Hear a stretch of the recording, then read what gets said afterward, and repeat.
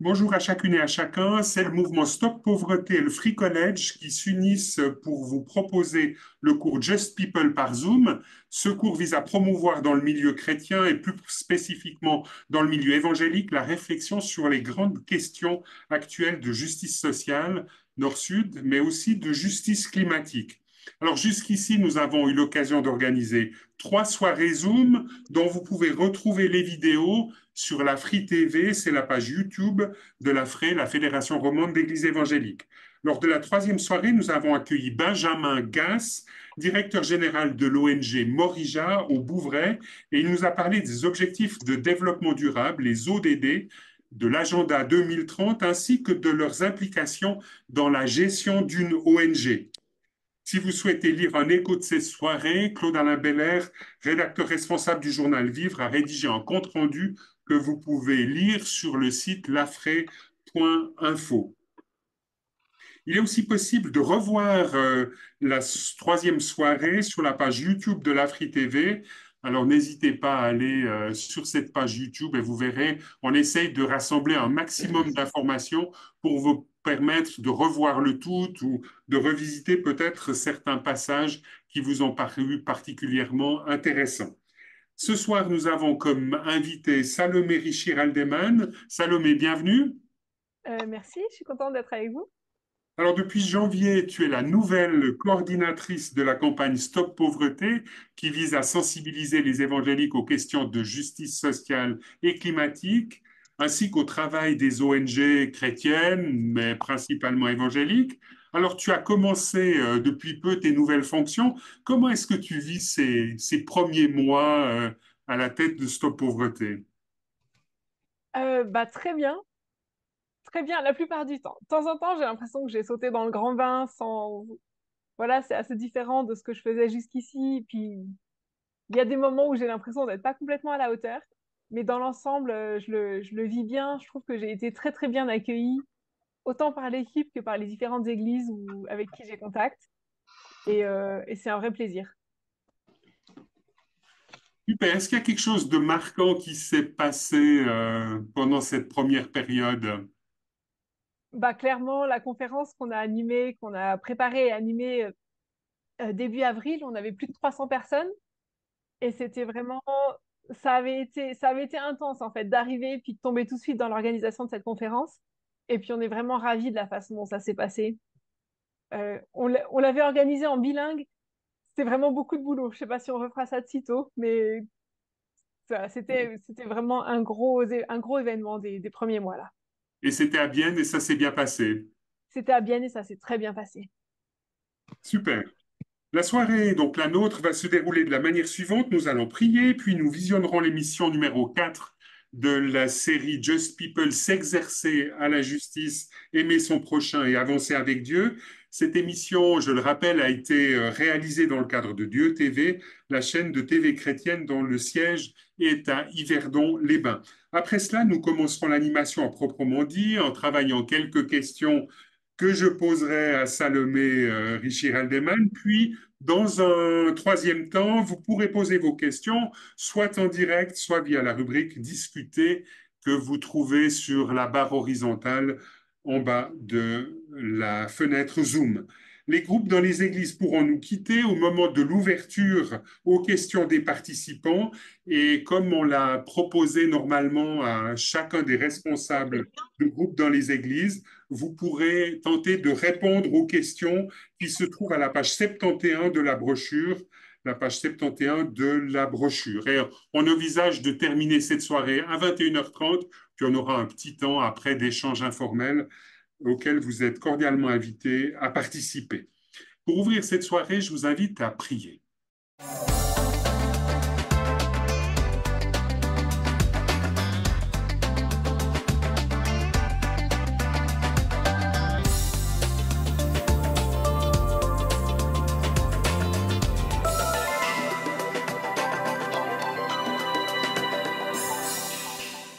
Bonjour et bienvenue à Vitamine B, l'émission qui donne du tonus à votre lecture de la Bible.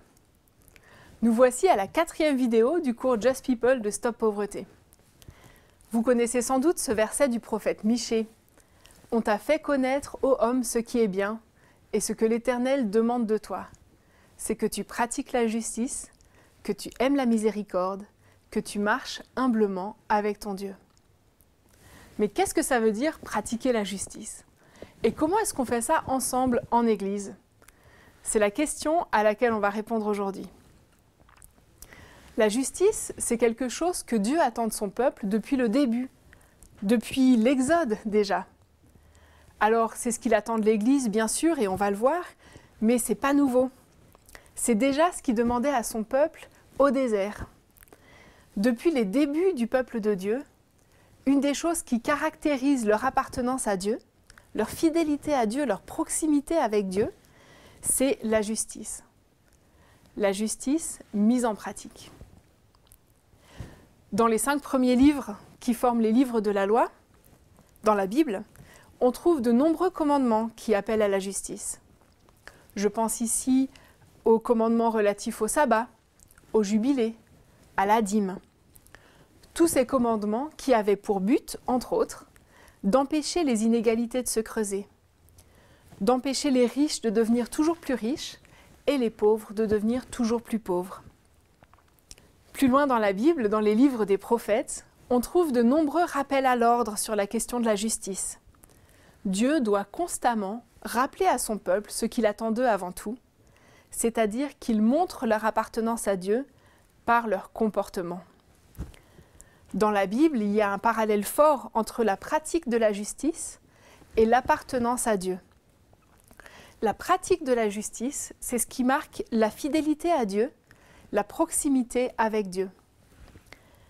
À l'inverse, quand le peuple est infidèle à Dieu et se tourne vers d'autres dieux, ça se manifeste le plus souvent en injustice. C'est quand le peuple s'est détourné de Dieu qu'il y a des violences envers les femmes, envers les étrangers, envers les pauvres. L'injustice est le signe et l'expression de l'idolâtrie, tout comme la justice est le signe et l'expression de la confiance en Dieu. On pense par exemple au roi Akab, qui est tristement célèbre pour s'être détourné de Dieu et avoir adoré les dieux Baal avec son épouse Jézabel. Il veut acheter la vigne de son voisin Naboth pour en faire un potager, mais le voisin refuse. Lui, il a hérité cette vigne de ses ancêtres et la loi lui interdit de la vendre. Alors Akab monte un complot contre lui, le fait tuer et récupère sa vigne. L'injustice suit l'idolâtrie.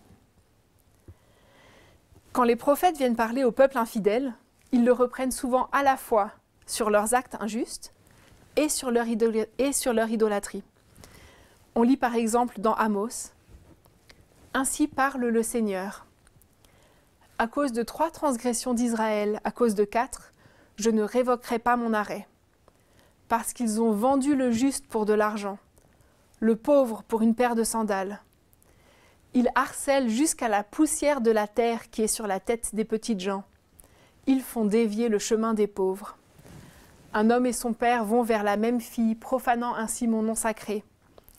Ils s'étendent près de chaque autel, idolâtrie, sur des vêtements pris en gage, injustice, et ils boivent dans la maison de leur Dieu, idolâtrie, le vin de ceux qu'ils ont condamnés à l'amende, injustice.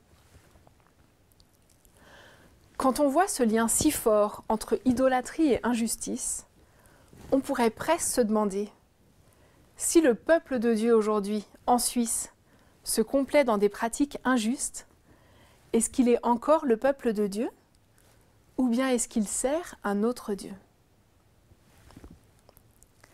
À l'inverse, quand le peuple de Dieu pratique la justice, ça attire l'attention du monde entier. Dans le Sermon sur la montagne, Jésus dit « Une ville sur une montagne ne peut être cachée ». Il dit que votre lumière brille ainsi devant les gens, pour qu'ils voient vos belles œuvres et glorifient votre Père qui est dans les cieux. Quand Jésus parle de lumière, il parle de ces vies qui attirent parce qu'elles sont pleines de bonté, d'amour, de compassion et de justice. Cette lumière qui brille, ce ne sont pas juste les paroles, ce sont les belles œuvres du peuple de Dieu. Pratiquer la justice fait du peuple de Dieu une lumière parmi les nations. C'est ça qui montre au monde qui est Dieu. C'est ça qui amène les gens à glorifier Dieu. Et le prophète Ésaïe fait aussi ce lien entre la lumière et la justice. On le lit dans Ésaïe au chapitre 58. Il dit « Le jeûne que je préconise, n'est-ce pas plutôt ceci? Détacher les chaînes de la méchanceté, dénouer les liens du joug, renvoyer libres ceux qu'on écrase et rompre tout joug. Ne s'agit-il pas de partager ton pain avec celui qui a faim et de ramener à la maison les pauvres sans abri? De couvrir celui que tu vois nu et de ne pas t'esquiver devant celui qui est ta propre chair? Alors ta lumière poindra comme l'aurore. » Et un peu plus loin, « Si tu éloignes du milieu de toi le joug, les gestes menaçants et les discours malfaisants, si tu offres à l'affamé ce que tu désires toi-même, si tu rassasies l'affligé, ta lumière se lèvera dans les ténèbres et ton obscurité sera comme le midi. » Cette pratique de la justice est radicalement différente de la façon dont le monde vit. Et c'est comme ça que nous pouvons montrer au monde qui est Dieu. L'Église, ce n'est pas seulement un assemblage de nombreux individus qui font chacun quelque chose dans leur coin. C'est une communauté qui vit déjà, en partie, dans le royaume de Dieu. Et l'Église, elle montre le royaume de Dieu par la justice qu'elle pratique à l'intérieur et à l'extérieur dans le monde. Cette pratique de la justice, on peut la vivre à tous les niveaux de l'Église. Au niveau de l'Église locale, au niveau de l'Église mondiale, mais aussi en direction du monde entier. Une première piste à développer en Église, c'est une spiritualité de la justice. C'est de nourrir la justice comme une disposition intérieure, comme une pratique spirituelle. Alors la justice, on la voit quand on la pratique, mais elle vient de l'intérieur. Et on l'a vu au début, quand le peuple de Dieu pratique la justice, c'est un signe qu'ils sont fidèles à Dieu, qu'ils en sont proches, qu'ils lui font confiance. Dans le Sermon sur la montagne, Jésus encourage plusieurs fois son auditoire à faire confiance à Dieu. Faire confiance, c'est ce qui nous permet de ne plus avoir peur de manquer, et donc de ne plus être accroché à nos sous, à nos possessions, à notre ego, à nos privilèges. La confiance en Dieu nous libère pour pratiquer la justice. Vous avez entendu que je parle beaucoup de pratique de la justice. C'est parce que Dieu ne nous a jamais demandé de terminer ou de construire un monde complètement juste. Il n'y a pas d'exigence de résultat. Il ne nous demande pas d'aboutir. Mais il y a une exigence de pratique. Et cette exigence de pratique, ça veut dire que ça concerne tout le monde. On ne peut pas déléguer la justice à quelqu'un dans l'Église. Ça engage la communauté tout entière et chaque personne qui la compose. Cette pratique de la justice, c'est comme une discipline spirituelle. On ne dit pas souvent ça, que la justice, c'est une discipline spirituelle. Ce que je veux dire par là, c'est que c'est un outil pour être formé, pour être transformé. Alors on commence petit, et puis on recommence quand on veut pratiquer la justice.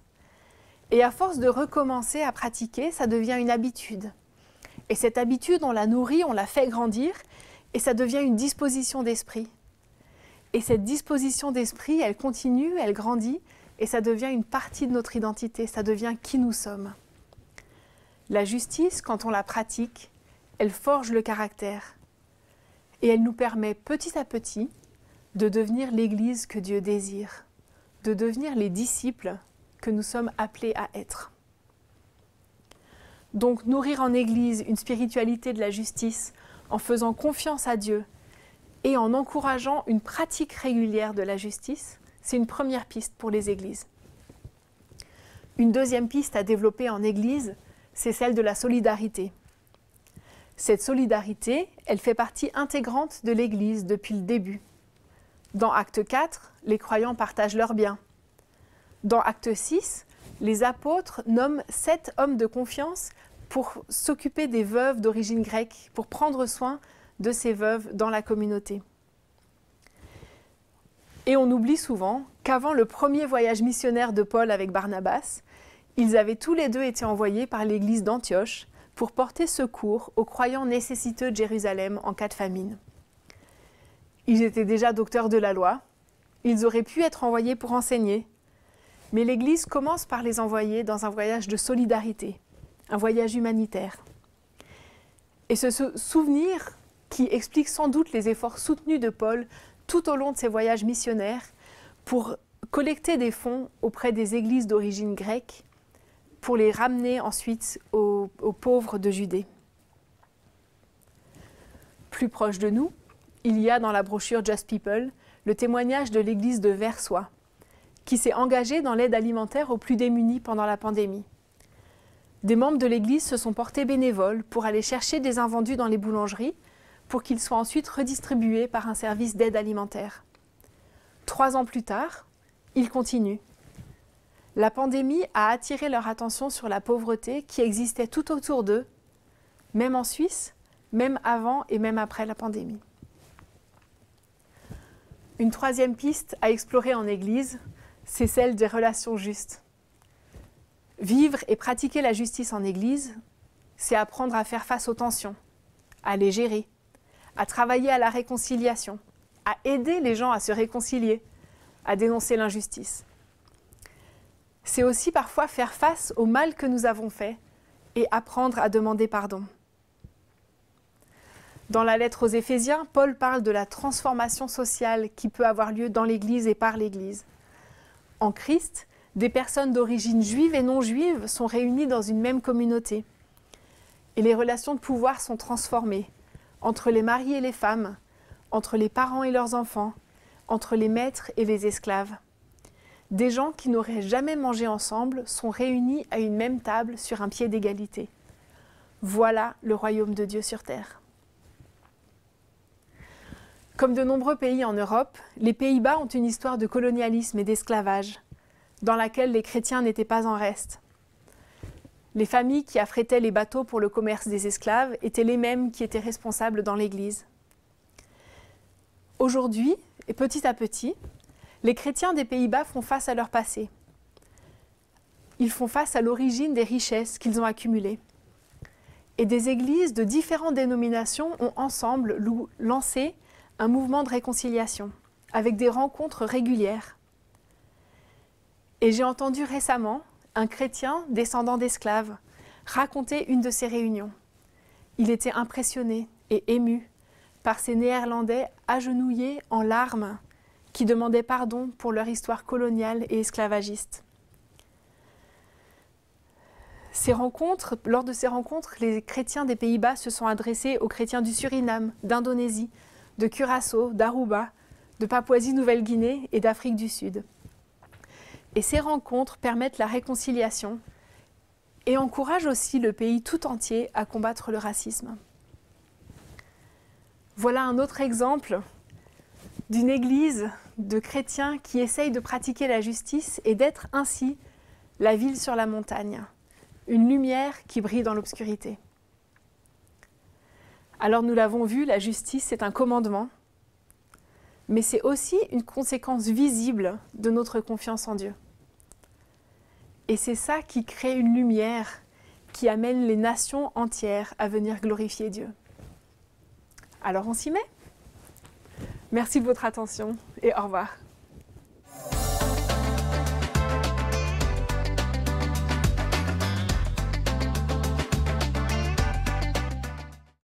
Seigneur, nous voulons te remercier pour cette possibilité que nous avons ce soir de nous retrouver par Zoom et surtout de parler de ton Église comme une manière d'agir dans ce monde. Que Seigneur, tu nous conduises ensemble à pouvoir cheminer, à pouvoir être encouragés aussi les uns et les autres à relever les défis que tu nous proposes d'aborder au travers de tout ce qui sera dit et envisagé durant cette soirée.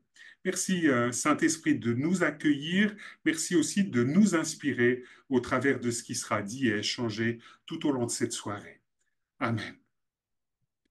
Voilà, merci à Boris pour la diffusion de cette vidéo. On va donc avoir maintenant un petit temps de discussion à deux avec Salomé. Alors, Salomé, il y a une chose qui m'a frappé dans ton intervention, c'est le fait que tu parles de spiritualité, de la justice. Tu parles même de la justice comme d'une discipline spirituelle. Alors, c'est vrai que lorsqu'on parle des disciplines spirituelles en milieu évangélique d'ordinaire, on pense à la prière, à la méditation de la Bible, au jeûne peut-être. Alors, pourquoi est-ce que toi, tu mets en avant le fait que la justice compte parmi les disciplines spirituelles? Explique-nous. Ah. Donc en fait, ce qu'on appelle discipline spirituelle, c'est des moyens, c'est différents moyens qu'on a de faire de la place dans nos vies pour louer Dieu, euh, pour répondre en fait à la présence du Christ avec notre être tout entier, puisque on sait que l'adoration, la louange, elle se fait dans notre corps aussi et pas seulement dans notre tête. Et ces disciplines, faire cette place, c'est ça qui nous transforme, qui, qui forme notre être, notre caractère pour nous permettre de ressembler au Christ. Et alors, donc, bien sûr, la prière, la méditation biblique, le jeûne que tu as cité, ce sont des disciplines spirituelles qui sont importantes, mais aussi le service, l'hospitalité, le pardon, la générosité et la justice. Euh, il existe, bon, il existe qu'en anglais, hein. J'ai un tout gros livre qui recense, ouais, je n'ai même pas regardé, mais je pense une petite centaine de pratiques spirituelles différentes. Les disciplines spirituelles, elles sont nombreuses, et puis la D'accord. justice en fait Quel est le partie. titre de ce Ah, livre? ça s'appelle Spiritual Discipline Handbook, Et c'est de qui? et c'est de Adèle Alberg Kaloun. Je peux le mettre dans le chat après. Volontiers. Volontiers. Ce livre, justement, parle de la justice comme d'une discipline spirituelle. Absolument. Oui, oui. En fait, donc, les disciplines spirituelles, comme euh, c'est un peu comme faire du sport, en fait, si vous voulez. Bon, tu le Je dis un peux. peu, hein, tu le dis un peu dans la vidéo, tu parles, voilà, d'inscrire cette dynamique de justice dans un apprentissage qui passe donc Mhm, par une pratique, puis après tu parles d'acquisition d'habitude, tu parles même de disposition d'esprit oui. pour que cela devienne partie intégrante de notre identité, pour que cela forge le caractère. Mais Mhm. c'est tout un programme de vie auquel finalement peut-être peu de gens aujourd'hui, en tout cas peu de chrétiens, paraissent sensibles. Oui, en fait, enfin, et c'est ça qui est à la fois c'est beau d'avoir cet idéal et puis c'est un petit peu tragique, c'est on est tous convaincus que si tout d'un coup il fallait faire quelque chose d'incroyable, on en serait capable. Euh, pour reprendre le parallèle du sport, c'est comme si j'étais convaincue que si un jour je devais courir un marathon, je pourrais. Et puis je peux trouver que oui, la course à pied c'est super, je peux savoir que ça serait bon pour ma santé, mais tant que je reste sur mon canapé à encourager les gens qui courent, je suis pas une coureuse, enfin pas moi. Puis il faut que je m'y mette, que je commence, que je crache mes poumons, que j'ai mal aux jambes, euh, que mes muscles se fassent pour pouvoir ensuite courir régulièrement et peut-être un jour réussir à courir un marathon. Donc finalement, ce Et que tu dis là, c'est que cette discipline spirituelle de la justice, c'est quelque chose qui se négocie, qui se met en route dans ton mhm, quotidien, dans le quotidien de tous les jours. oui, absolument. Qu'en fait, ce qu'on fait, ça nous forme euh, vraiment. Et puis si ce qu'on fait la plus grande partie du temps, c'est je sais pas, regarder la télé, et ben ça crée des habitudes en fait, une habitude d'être distrait, de vouloir absolument être distrait, de s'ennuyer vite, de pas pouvoir passer trop de temps dehors parce qu'on n'a plus les capacités, un isolement. En fait, c'est tout des trucs qui nous forment le caractère. Ce qu'on fait nous forme le caractère. Et, euh, et puis la justice, c'est ça aussi, il faut la pratiquer régulièrement pour devenir quelqu'un de juste et de plus en plus juste, pour devenir en fait plus sensible aux situations des opprimés, pour être prêt à faire des sacrifices peut-être de plus en plus grands pour apporter de la justice aux autres. Mais écoute, Salomé, là, on a besoin d'un petit témoignage qui nous raconte comment est-ce que toi, tu vis dans ton quotidien la justice comme une discipline spirituelle? Raconte-nous. Oh là là, tu m'avais pas dit. Euh, donc moi, en ce moment, je m'interroge vraiment beaucoup je m'interroge beaucoup sur ma consommation et puis sur ce que je fais de mon argent. Euh, En arrivant en Suisse, enfin, j'ai tout d'un coup un salaire qui est bien supérieur à ce que je touchais en France. Mais ce qu'on peut dire, c'est que tu as été longtemps, ou tu as été quelques années pasteur en France dans les Voilà. églises ménonites. Mhm. Et, euh, et puis à 70% dans une ONG suisse, je touche quasiment le double de ce que j'avais à 100% comme pasteur. Et, euh, et ça m'interroge vraiment sur bah, finalement cet argent, qu'est-ce que je peux en faire? Enfin, là, quelque part, c'est un demi-témoignage que je peux te donner parce que je suis en réflexion aussi avec mon mari, puisque c'est une réflexion qu'on mène à deux. Mais, euh, mais voilà, de dire bah, finalement, qu'est-ce que j'achète, qu'est-ce que j'achète pas, qu'est-ce qu'on donne, à qui. Euh, ouais, là, c'est un petit peu le cœur de mes réflexions du moment, on va dire.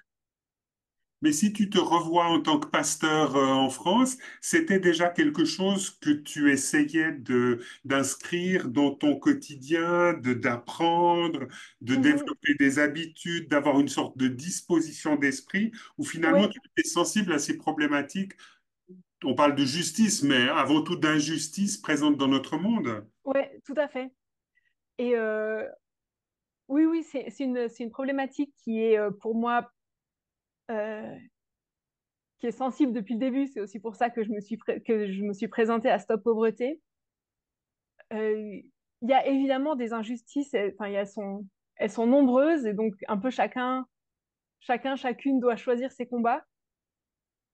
J'ai une petite illustration par rapport à ça, c'est que j'étais longtemps beaucoup plus sensible aux questions d'injustice envers les femmes. Donc les violences faites aux femmes, les violences domestiques, mais aussi la place qui est laissée aux femmes dans les réunions, sur la place publique, etc. Et puis j'étais à un week-end sur le racisme et je me suis rendu compte que justement, en fait, j'avais formé mon esprit, j'avais formé mon regard. Je remarquais tout de suite s'il y avait une femme qui était méprisée dans la pièce. J'avais un radar, je le remarquais tout de suite. Et puis, en discutant avec des frères et sœurs de couleur, je me suis rendu compte que j'avais pas cette sensibilité sur justement les questions de racisme, en fait. J'étais complètement formée à repérer le sexisme, mais pas le racisme parce que j'y avais pas fait attention, en fait. Euh, je l'avais pas vécu dans mon corps, ça m'avait pas forcément touché personnellement, et du coup, j'y étais moins sensible. Pourtant, les mécanismes sont les mêmes. Alors bon, on voit bien que tu es très engagée dans ces questions de justice et ton engagement comme coordinatrice de Stop Pauvreté. Stop Pauvreté vient encore renforcer ça. Mhm. Ce qui frappe peut-être, c'est que finalement, lorsqu'on met cet accent si fort dans la pratique quotidienne de la justice et d'actes justes, c'est que par rapport à notre sensibilité de salut par la foi seule, est-ce qu'on n'en arrive pas à tomber rapidement dans une sorte de dynamique où finalement notre salut, on est sauvé parce que on pratique des œuvres de justice? Euh, mais quelque part, la question, c'est pas celle du salut, en fait, ici. Je pense, euh, vous aurez remarqué, tout le monde ici, qu'entre le moment où on donne sa vie à Dieu et puis le jugement dernier, il se passe pas mal de temps. Et qu'il y a. En fait, c'est la question, c'est pas tout d'un coup, on a, on est sauvé et puis c'est fini pour toujours. En fait, on a toute une vie. Qu'est-ce que ça veut dire de vivre dans le salut, en fait? Et puis c'est là que la question de la justice intervient. On s'intéresse ici à ce qui se passe sur Terre en en attendant la fin et le retour du Christ. Et finalement, cette vie concrète est comme une sorte de réponse à une rencontre du Christ, à une rencontre de la grâce qui serait première. Oui, absolument. Il y a aussi ce truc on fait comme si la foi, c'était une idée qu'on avait, comme si la foi, croire en Dieu, c'est croire qu'il existe, ou même être convaincu que Dieu existe. Alors que la foi, c'est vraiment, enfin, je le dis un petit peu dans la vidéo, c'est faire confiance à Dieu. Et puis, si on lui fait confiance, euh, si on lui fait confiance qu'il a notre vie dans ses mains, qu'il qu'il veut le meilleur pour nous, et ben, ça coule de source, en fait, de lui obéir et d'être prêt à prendre des risques si c'est lui qui nous le demande. Est-ce que tu dirais toi-même, parce qu'on se connaît un petit peu et je sais que tu as passé 2 ans, sauf erreur, aux Philippines, est-ce Mhm. que et tu t'es engagé dans ce cadre-là, dans une ONG qui, voilà, défendait certains droits de population méprisée. Est-ce que tu dirais que finalement, tu as répondu à une sorte d'appel de Dieu, que tu as fait confiance à Dieu pour vivre dans un contexte qui était d'après ce que j'ai cru comprendre, pas très facile. Hmm. En fait, c'est une bonne question parce que ce départ aux Philippines, euh, moi, j'étais quelqu'un, quand j'étais un petit peu plus jeune, j'allais facilement un peu à l'aventure ou quoi. Et donc, du coup, ce départ aux Philippines, ça m'avait plu, ça m'avait intéressé. J'étais partie parce que j'en avais envie, surtout parce que c'était des thématiques qui me parlaient. J'avais, j'avais pas trop peur. Euh, la notion d'appel de Dieu et d'obéissance, je l'ai surtout entendue autour de mon choix de devenir pasteur. Là, il y avait une lutte, en fait, beaucoup plus que pour partir aux Philippines. Et ce qui m'avait vraiment rassurée à l'époque, enfin rassurée, encouragée à l'époque, c'était un de mes amis du séminaire qui disait un de mes amis du séminaire qui avait dit que si Dieu nous tire par la peau du cou pendant qu'on se débat en criant, ça compte. Enfin, ça compte, c'est aussi un appel. Je m'étais dit, bon, ça va. Donc finalement, aux Philippines, tu t'es quand même senti précédé par Dieu et accompagné par lui dans certaines actions un peu risquées que tu as menées. Oui, oui, oui, aussi, 100%. Ouais. Puis il y avait. Oui, parce que juste Mais- pour corser un petit peu la chose, tu étais en présence de ce qu'on appellerait depuis chez nous de guerrieros et que tu étais, ou de combattants de la liberté et que tu étais là pour essayer quelque part de promouvoir la paix. oui, euh, oui, c'est ça. C'était une organisation ménonite aux Philippines, mais j'étais aussi entourée de. J'étais pas juste moi, la petite blanche, à essayer de faire contact. J'étais entourée de. J'étais entourée de gens qui étaient à la fois mes frères et sœurs en Christ et aussi qui avaient déjà un petit peu des contacts. Mais c'est sûr que plusieurs fois, voilà, on prend la voiture et puis on voit tout un tas de voitures qui se sont fait tirer dessus avant nous. Puis on se dit, bon, bah, on croise les doigts, on prie et puis on avance. Et ouais, Dieu nous précédait, Dieu était là, c'est clair. Alors, dans cette vidéo que tu as développée tout à l'heure, et puis dans ce chapitre 5 que l'on examine un petit peu ce soir, donc le chapitre 5 du cours Just People, ce qui est intéressant, c'est que la foi n'est pas envisagée uniquement du point de vue individuel, mais elle est valorisée du point de vue communautaire. Alors, c'est vrai que souvent, dans notre manière à nous, évangéliques, de concevoir notre engagement de foi, j'ai mon sauveur personnel, on parle du salut personnel. Mhm. Alors, pourquoi est-ce que c'est important, à tes yeux, de valoriser aujourd'hui une dynamique communautaire du salut? Euh, Si j'étais un peu provoque, je dirais qu'il n'y a pas de salut individuel, qu'il n'y a qu'un salut communautaire. Mais dans la Bible, enfin, dans la Bible tout entière, on voit que Dieu, il a vraiment des grandes attentes pour l'Église, en fait, qui est censée reprendre le travail et la mission du Christ, qui est censée montrer le royaume de Dieu au monde. Et ce témoignage, ce royaume de Dieu, on le vit ensemble. Euh, c'est quelque chose c'est pas mal de boulot, et puis ça se vit en communauté, en fait. L'Église, c'est vraiment l'endroit où on répète, où on essaye, où on s'entraîne, où on s'encourage, où on apprend à aimer aussi les gens qui sont pas faciles à aimer, où on apprend à pardonner, où on apprend à se réconcilier. Et et puis c'est ces relations qui nous permettent d'incarner et de manifester le royaume de Dieu au monde.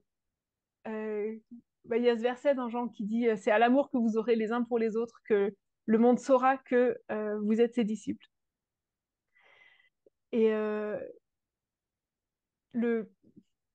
Donc ça, c'est une des pistes Ouais. importantes hein, que tu mets en avant dans le Mhm. cadre de la vidéo. Il y en a d'autres aussi, et notamment le fait que tu valorises aussi beaucoup la solidarité. Ça, c'est aussi finalement une dimension, une valeur chrétienne que l'on peut essayer de développer au sein de la communauté, au sein de l'Église locale. Mhm.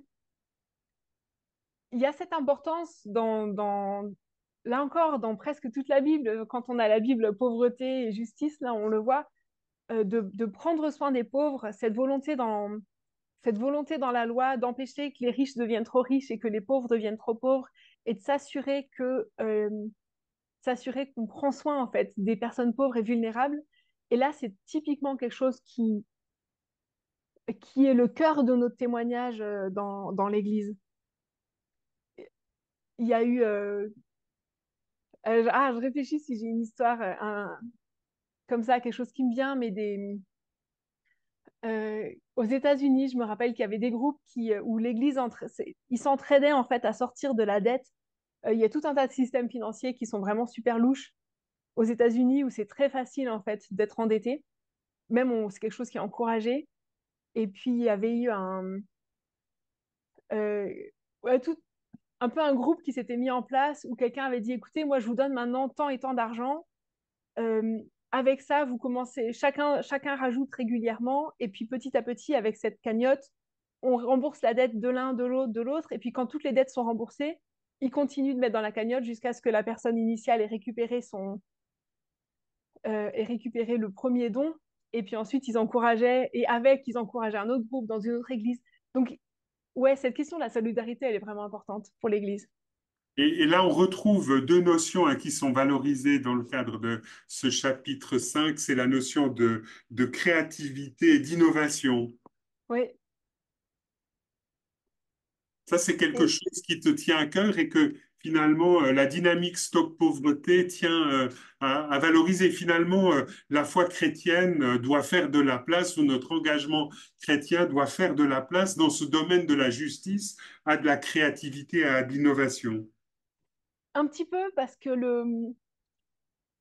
comme un peu ce que je disais tout à l'heure, il y a énormément de situations d'injustice, et puis on n'est pas chacune appelé à les résoudre toutes, mais on est appelé à pratiquer la justice là où on est en fait.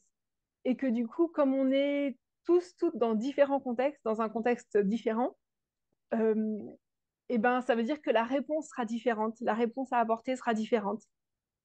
Et pour moi, c'est aussi beaucoup une question d'attention en fait. Euh, D'attention au monde qui nous entoure, en fait. Est-ce que à côté de notre église, est-ce qu'il y a une prison? Est-ce qu'il y a beaucoup de personnes âgées isolées? Est-ce qu'il y a des enfants qui traînent parce que il y a personne à la maison? Euh, Est-ce qu'il y a des maisons de réhabilitation, voilà, des gens dans la rue? Il y a toujours des réfugiés qui comprennent pas encore notre langue. Et je pense qu'une fois qu'on fait attention à notre contexte, c'est aussi là qu'on peut se mettre à l'écoute de Dieu, puis se dire, mais qu'est-ce que, ici, là où on est, là où il nous a mis, qu'est-ce qu'il nous demande de faire? Et, euh, et ça demande un effort de faire cette attention-là, parce que ça nous sort de notre train-train, en fait. Je pense à... Il y a un verset que j'aime beaucoup dans Ésaïe, au chapitre 50, où il dit euh, que chaque matin, Dieu éveille mon oreille pour que j'écoute comme un disciple, il m'ouvre les oreilles et je ne lui résiste pas, je ne recule pas. Et je pense que ça, c'est quelque chose qu'on est appelé à faire partout, ouais, dans toutes les églises, à Donc, écouter sans reculer. on retrouve cette dynamique de spiritualité de la justice. Oui, ouais, c'est une justice sans spiritualité de la justice qui se base juste sur qu'est-ce qu'on a l'impression qu'il faut faire ou ce qui est attendu de nous, elle ira jamais très très loin en fait. Et ça devient vite quelque chose de froid, de froid et d'impossible. Donc, non, pour moi, la justice, elle découle de la spiritualité. Elle ne peut que découler de la spiritualité. Alors, Salomé, encore un élément avant d'ouvrir aux questions des participants. On va avoir l'occasion la prochaine fois, mais on voulait un petit peu l'amorcer lors de cette soirée. On va avoir l'occasion d'envisager la préparation d'une fête à l'issue de ces 5 soirées. Alors, explique-nous en quoi consiste cette fête qui est proposée par le cours Just People. Mhm. L'idée de la fête, c'était de dire, mais en fait, à la fin du cours Just People, on pourrait se dire, bon, bah maintenant, au travail, fini de rigoler, euh, il y a du boulot, et puis on s'y met. Et puis, et l'idée, c'était de dire, en fait, non, parce que la fête, c'est aussi quelque chose qui nous met en marche, en fait. C'est quelque chose qui nous encourage, qui nous permet de renforcer ces liens, ces relations qui sont, comme on l'a vu, super importantes, et puis qui peuvent faire naître des idées, qui peuvent... ouais, et puis qui nous donnent vraiment le courage, l'enthousiasme de partir ensuite sur la route. Et en disant que bah, dans les évangiles aussi, en fait, Jésus, il a commencé son ministère avec une fête au mariage de Cana. Et puis, il est arrivé sur la fin de son ministère avec la fête de Pâques. Donc, cette histoire ces repas partagés, ils nous nourrissent sur le chemin. Donc concrètement, cette fête prendra l'aspect d'un repas. Euh, oui, bah, un repas, il peut y avoir de la musique. C'est vraiment chaque petit groupe qui est invité à le faire comme il le souhaite. Si vous êtes musicien, vous aimez vos instruments, vous pouvez faire de la musique. Si vous aimez surtout manger, on peut faire les deux. Euh, si vous aimez les jolies décos, on peut aussi s'assurer de faire une fête dans un lieu qui est sympa. Il y a plein de façons différentes de faire la fête, et puis là, c'est comme vous préférez, en fait. Alors faire la fête, mais il y a quand même un objectif derrière. Quel est-il? Euh, L'objectif, non, j'y tiens que l'objectif est surtout relationnel pour se mettre en mouvement ensemble, et puis pour peut-être euh, à travers les échanges informels de la fête, d'avoir ensemble un plan d'action sur maintenant comment est-ce qu'on avance pour faire pour la suite de Just People. Est-ce qu'on a envie d'inviter notre église à quelque chose, de proposer un projet, euh, de, euh, de nous mettre en route? L'objectif de la fête, c'est de nous mettre en route. Donc c'est d'envisager par la suite de poursuivre un groupe avec peut-être une fonction un peu de réflexion. Et voilà, c'est le thème qui est utilisé, ou le terme qui est utilisé dans le cadre du chapitre 5, d'être une église qui est incubateur de justice, donc qui quelque part Mhm. propose des pistes concrètes d'action. C'est ça. Ouais, tout à fait. Surtout si vous étiez un petit groupe dans une église, j'ai vu qu'il y en avait déjà plusieurs et ça, c'est vraiment chouette. Et puis l'idée, c'est, voilà, maintenant, qu'est-ce que vous voulez retransmettre à toute votre église locale et puis comment est-ce que vous pouvez l'aider à avancer sur cette question de la justice. Est-ce qu'on pourrait imaginer que voilà, ce groupe constitué dans une église invite l'intégralité de l'église à participer à la fête? Je trouve que c'est tout à fait imaginable. Moi, je veux bien ramener le dessert. S'il y a un groupe ici qui est prêt à ouvrir les portes de sa fête aux participants du Zoom, euh, allez-y. Enfin, on peut ouvrir les micros si vous voulez vous proposer. Je pensais là surtout en fait à une dynamique plus ecclésiale et à ouvrir finalement la fête aux autres membres de l'église. Mais il n'empêche, Ah, d'accord. ça peut être assez sympa que des participants à ce Zoom, y compris peut-être depuis certains pays très éloignés, viennent participer voilà, à une fête Just People et puis qu'en plus tu amènes le dessert, donc ce serait Ah magnifique. ouais. Dites-moi combien on sera et puis je m'en occupe. Salomé, je te remercie beaucoup voilà, d'avoir répondu à quelques questions, de nous avoir permis de voir un peu comment est-ce qu'une église peut entrer dans cette pratique, dans cette spiritualité de la justice.